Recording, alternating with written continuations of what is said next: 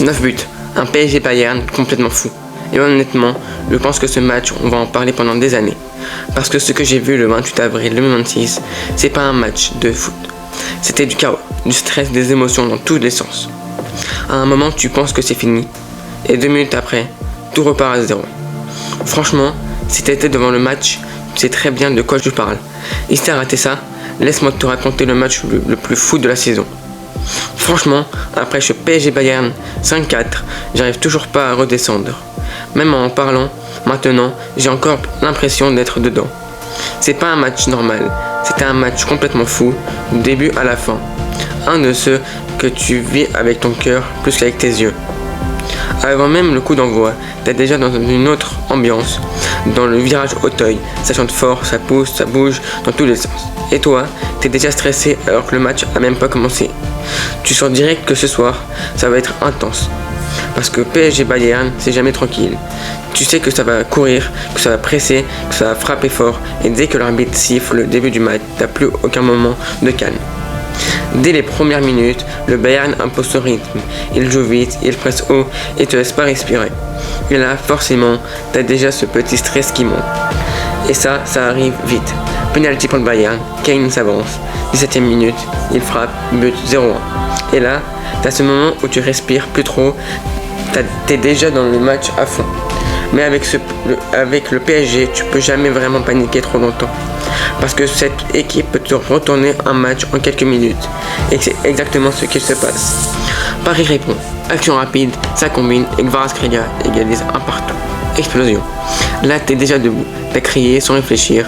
Le match est lancé pour de vrai. Et après ça tout s'enchaîne très vite. Le PSG commence à prendre confiance. João Neves fait un énorme travail au milieu. Et sur une action bien construite, 2-1 pour Paris. Le stade explose encore. Mais même là, t'es pas tranquille parce que tu connais le Bayern. Et effectivement, ils reviennent 2-2 au Élysée. Et là, tu comprends que ce match va être une guerre jusqu'à la fin. Avant la mi-temps, Dembélé marque sur penalty 3-2 pour Paris. Et là, tu te dis que tu as déjà vécu un match complètement fou en 45 minutes. Mais en deuxième mi-temps, c'est là que ça devient complètement fou. Le PSG accélère encore. Kvaratskhelia est injouable. Il marque 4-2. Puis Dembélé encore 5-2. Et là, honnêtement, t'as ce moment où tu crois que c'est fini. T'es détendu pendant quelques secondes. Tu te dis, ok, c'est bon, on a fait le boulot. Mais pas du tout. Erreur. Parce que le Bayern ne lâche jamais. Upamecano réduit le score 5-3. Et là, tu sens que le match n'est pas fini. Puis Luis Diaz marque 5-4. Et là, c'est la panique totale. T'es plus tranquille du tout. Chaque ballon devient dangereux. Chaque attaque adverse te fait peur.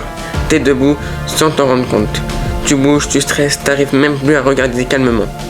Les dernières minutes sont interminables, vraiment interminables.